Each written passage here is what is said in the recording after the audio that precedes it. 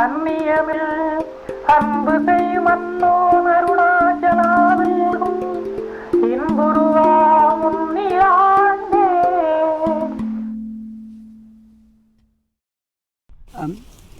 In this video I'm going to be talking about verse 5 of Arunachala Pañcaratnam. That's the last verse. As I mentioned in the earlier videos, Kabirganta had asked Bhagavan to write this final verse on the path of karma, of karma yoga, that is the nishkarmiya karma. But in fact, Bhagavan very, very lightly touches on that. He doesn't explicitly mention that. He's talking about the path of surrender, about the path of pure bhakti. And as Bhagavan explained elsewhere, for example, in the first sentence of the 13th paragraph of Nana, how can we surrender ourselves completely to Arunachala, to God? Only by turning our attention within, by being so keenly self-attentive that we give not even the slightest room to the rising of any thought other than the thought of ourselves. In other words, other than self-attentiveness, that is giving ourselves to God. That is complete surrender is possible only by turning our attention within and being so keenly self-attentive that we thereby give no room to the rising of any other thoughts. So in that state, there's no karma yoga to do. How Bhagavan very lightly touches on the path of karma yoga, indirectly. In the path of karma yoga, it is said that we should see everything as God, and we should worship everything as God. As Bhagavan said, for example, in the 5th verse of Upadesha Undiya, Ennuru Yabum Ireyuru Amena Enni Vari Padal Undipara Isan Nal Pusane Undipara. That is Ennuru Yabum. All the Ennuru can mean all the 8 forms, referring to the 8 forms of Shiva, the Ashtamurti. Ennuru can also mean forms of thought. So all phenomena are nothing but thoughts, nothing but forms of thoughts, according to Bhagavan. So seeing everything which is nothing but thoughts, Ennuru Yabum Ireyuru Amena, considering everything to be a form of God, Amena,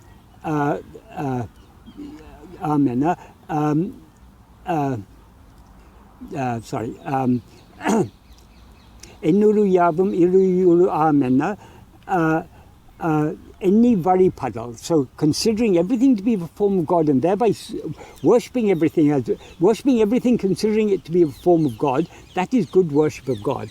So if we see everything as a form of God, if we consider everything to be a form of God, but he says there, Enni means thinking or considering. So in the path of karma yoga, because we don't actually experience everything as God, we can consider everything as God. If we consider everything as God, we will treat all sentient beings very kindly. We won't want to harm any living being. So that is the spirit with which karma yoga is to be done, to consider everything as God. But that is still a mental practice.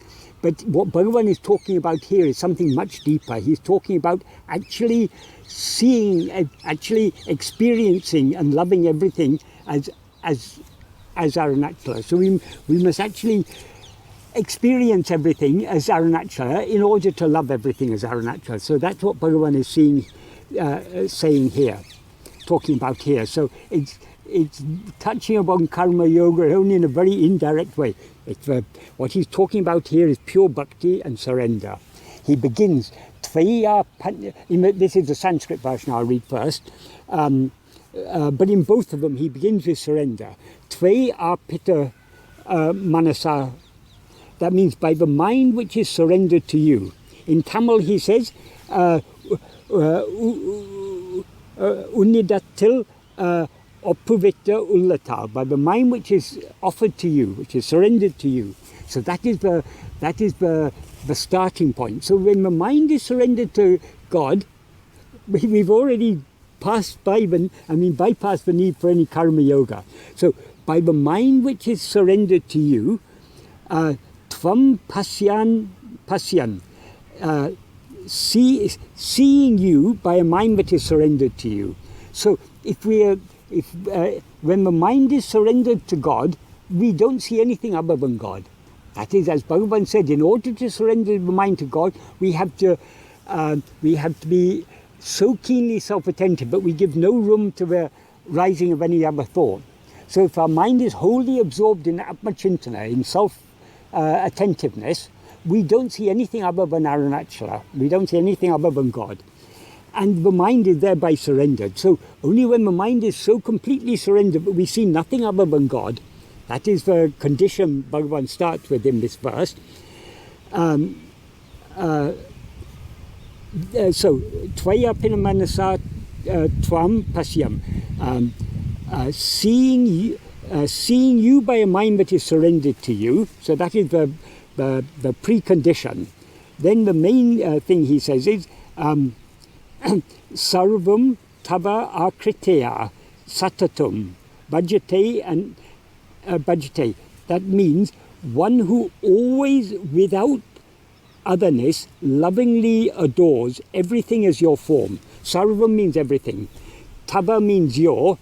Ākṛtitayā means as your form. Satatam means always.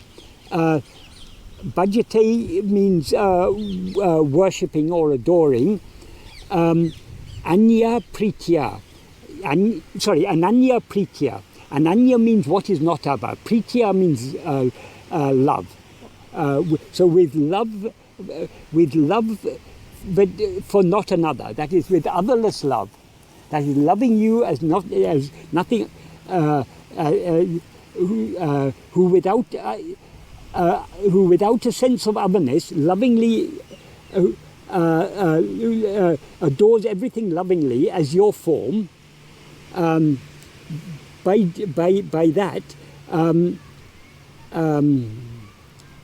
jayati. Jayati means triumphs.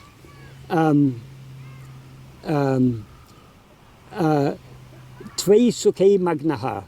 Immersed in happiness in you. Magnaḥ means immersed in, sunk in. Sukhē means in happiness. And tvayi means in you. So the whole sentence means, and Arunachala is there, he's addressing it as Arunachala. So the whole sentence means, if we take Arunachala at the beginning, because that is whom he's addressing, Arunachala, seeing you by a mind that is surrendered in you, or surrendered to you, one who always, without otherness, lovingly adores everything as your form, triumphs, immersed in happiness in you. So if we see Arunachala if we surrender ourselves to Arunachala and always see Arunachala, we will see everything as we will see everything as Arunachala. What seeing everything as Arunachala means is, if you see a rope but mistake it to be a snake, so long as you see it as a snake, you're not seeing the rope as it is. But when you look at the snake carefully enough, you will see that it is just a rope. Then it can be said metaphorically, you're seeing the snake as a rope. What does it mean you're seeing the snake as a rope? You're not seeing a snake at all, you're seeing only the rope. What previously you mistook to be a snake, you now see as a rope. So seeing everything as your form, without otherness, means seeing that everything is oneself, seeing that oneself alone exists, and that what had previously appeared as so many phenomena is actually just oneself. But seeing everything as oneself, since we are one, not many, we cannot see everything as ourselves so long as we see it as everything. Seeing everything as one means not seeing everything, but seeing only one. The one we are seeing is ourself. So when you see the snake as a rope, you're not seeing the snake at all, you're seeing only a rope. Because you're seeing the rope as it actually is. So when we see everything as Arunachala, we are not seeing everything at all, we are seeing only Arunachala. And that is why he says, ananya prītyā, worshipping with otherless love, or with otherless love, worshipping or adoring, or otherless, without otherness, lovingly adoring. So that is possible only when we see ourselves as we actually are. When we see ourselves as we actually are, Arunachala, what Bhagavan refers to here as Arunachala, is nothing but ourself, our own real nature, what we actually are. So when we see Arunachala with a mind that is surrendered to him, we will thereby, everything that we have previously seen as many things, we will see as one thing, as Arunachala alone. So we won't be seeing manyness, we'll be seeing only oneness. As Bhagavan says in verse 13 of Uludunapadu, Jnanamam thane me, oneself who is awareness alone is real. Nanavam jnanam ajnanamam. Awareness of multiplicity is only ignorance. But even that ignorance, just like ornaments cannot exist apart from gold, that ignorance cannot exist apart from oneself, who are pure awareness. So when we see ourselves as we actually are, we cease to see multiplicity, we see only oneness. So what we previously saw as a subject and so many objects, we now see as the one pure awareness. That is what Bhagavan means by seeing everything as your form. Because what is the form of Arunachala? The form of Arunachala is not all these multiple forms. The form of Arunachala is that which is always shining in our heart as I. That which is always one. Ekkameva advaityam, one only without a second. So long as we see multiplicity, we are not seeing Arunachala. When we see Arunachala, we are no longer seeing multiplicity. So what is meant by seeing all this multiplicity as Arunachala means not seeing the multiplicity but seeing only Arunachala. Because what all this multiplicity is actually nothing but Arunachala, who is that which is shining in our heart as I. In the Tamil sentence, the Tamil verse, Bhagavan says more or less the same thing. But whereas in the Sanskrit version, the word satatam, which means always, he links that with always adoring everything with otherless love as your form. But in the Tamil version, he takes the always with the first sentence, with the first clause, which is unnidatil oppuvita ullatal eporudum unne kandu. That is, seeing you always by the mind which is surrendered to you. So when we surrender our mind to Arunachala, we always see only Arunachala, nothing other than that. Arunachala means our own real nature, pure awareness. So seeing you always by the mind which is surrendered to you, unnidatil oppuvita ullatal, by the mind which is surrendered to you, epodum unne kandu, seeing you always, Elamum unnuruvai anya mil ambuseyum, unknown. The one who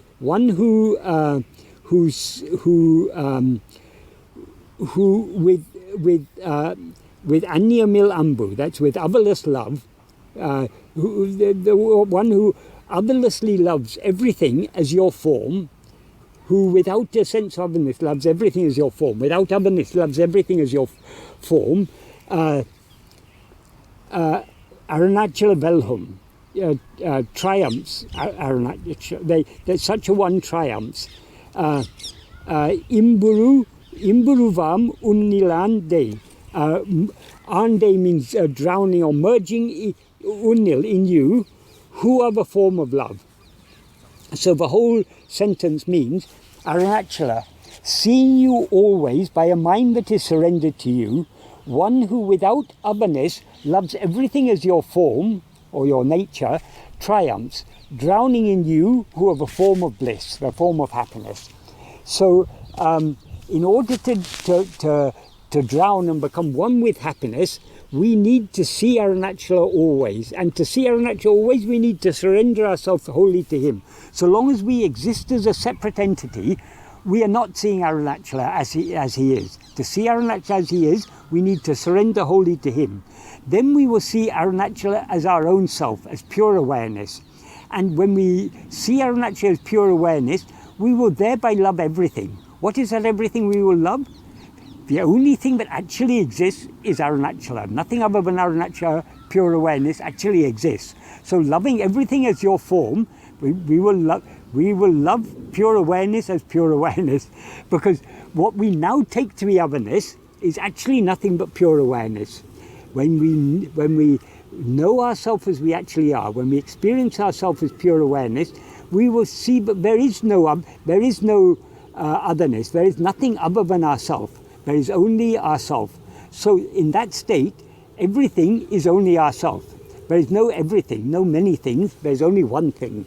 Because so long as you have otherness, so long as you've got more than one thing, you've got otherness. One thing is other than another thing. So long as you've got more than one, you've got otherness. But Bhagavan here talks about anya mil, loving anya mil anbusayam, that is loving without otherness.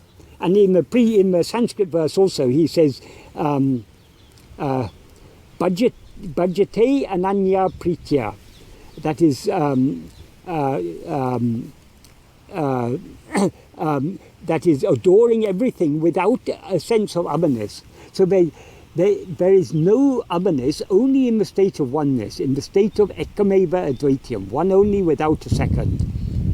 So that in that state, what previously was seen as many things, as everything, is now seen as the only one thing. That is Arunachala, the pure awareness.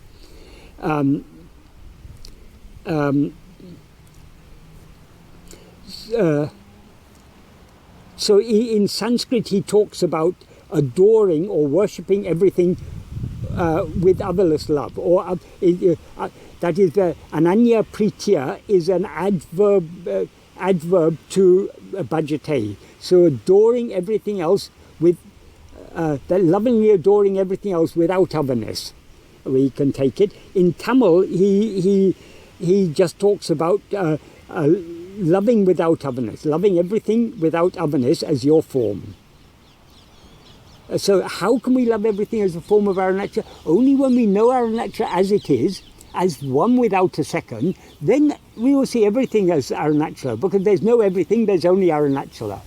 So the only thing that exists is Arunachala. When the only thing that is Arunachala, that exists is Arunachala, we are thereby seeing everything as Arunachala, and we are loving everything as Arunachala without the slightest otherness. That is, this is a very significant term Bhagavan uses, anya mil ambu, ananya prītyā. Generally, people believe that love involves two.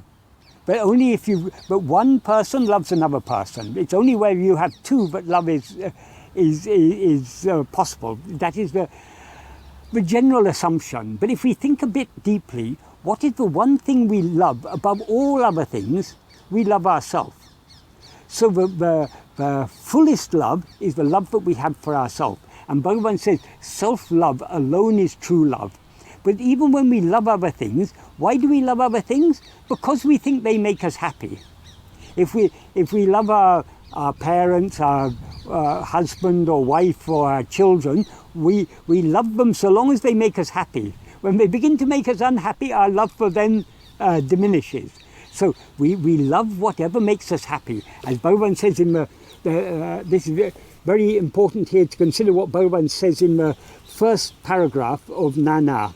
This first paragraph of Nana was not actually something that Bhagavan said was not part of the original questions and answers that Bhagavan gave to Shiv Kashin Pillai. Only when Bhagavan wrote it, Nana, as an essay, when he rewrote it in the form of an essay, he added this first paragraph.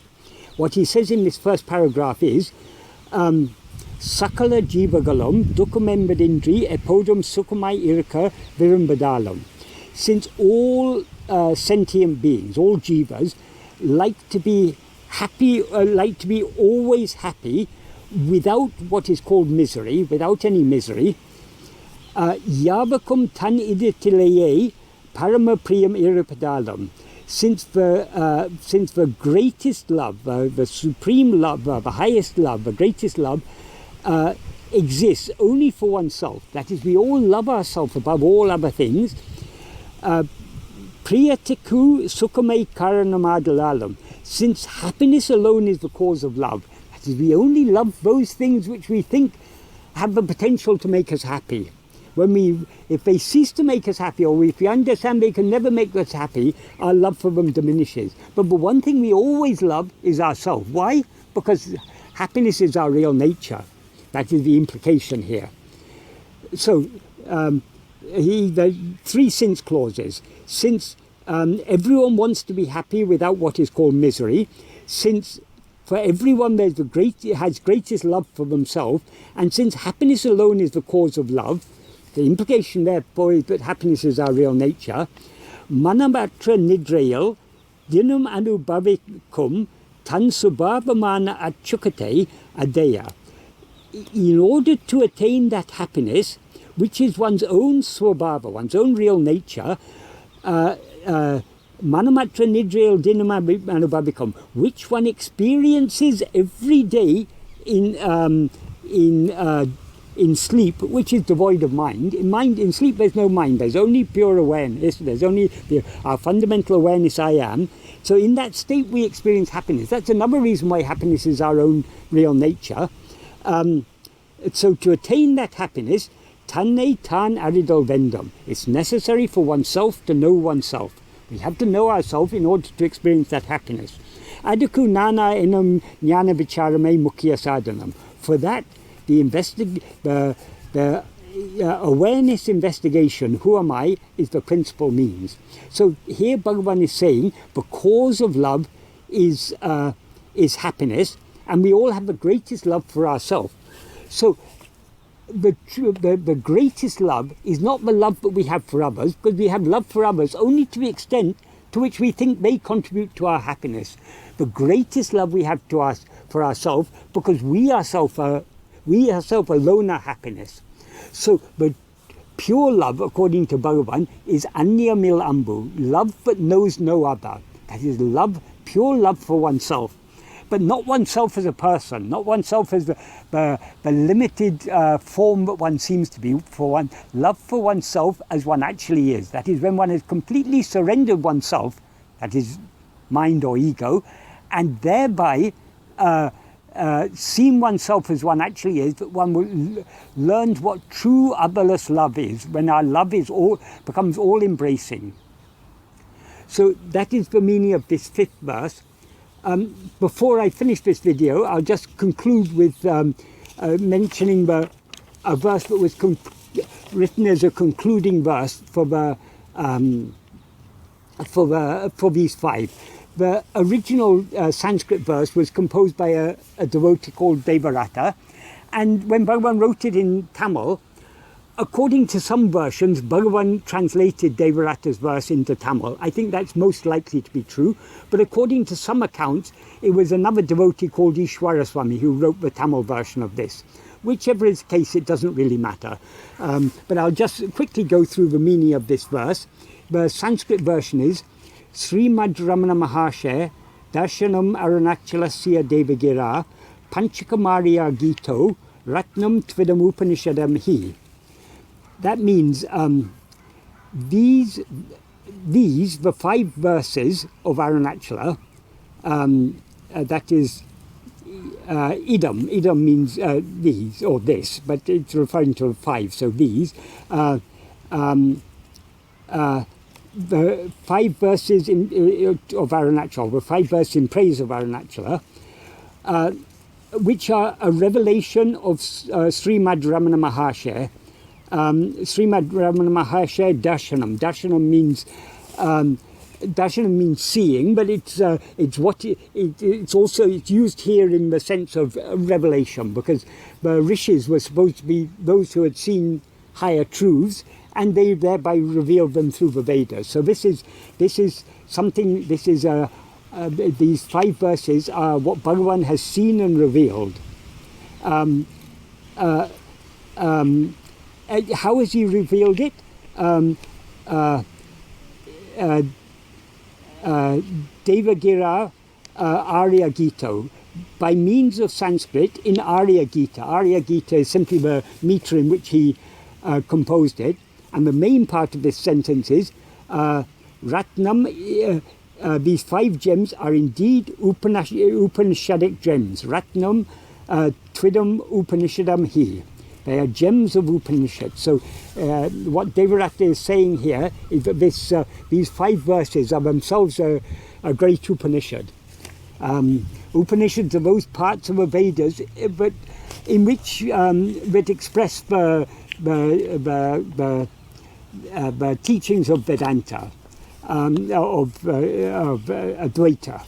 And so this is, in that sense, this is a pure Upanishad. Bhagavan is a rishi, he's one who's seen the higher truth. So that's his sentiment, he's expressing it, this is an Upanishad. In fact, Bhagavan's works, we can even say, are greater than all Upanishads, because he's expressed the truth so clearly and simply in his, these are more valuable than any Upanishad. Because of the clarity and the simplicity of Bhagavan's expression of the truth. And then in the Tamil version of this verse, which, as I say, may have been composed by Bhagavan or may have been composed by Ishwara Swami,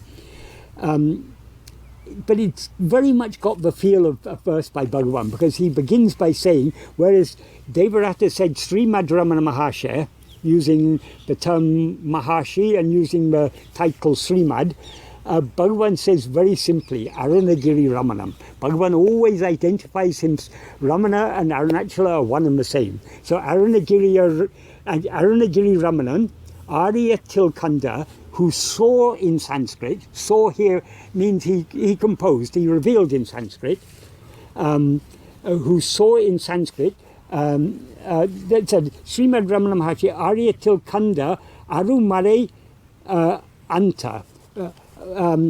Aru means very rare or precious. Mare means what is hidden. The Vedas are referred to as Mare, the secret knowledge. Mare Anta, the end of the Mare, that means the Vedanta. It's Aru Mare Anta, that means the precious import of Vedanta. Ahum. Arunachala Pañcaratnam Mani Tantamil Vembaval Ulahuk Kalitanu Uvandu. That means Arunagiri Ramanan, Uvandu means happily. Happily gave to the world by pleasant Tamil Vembas.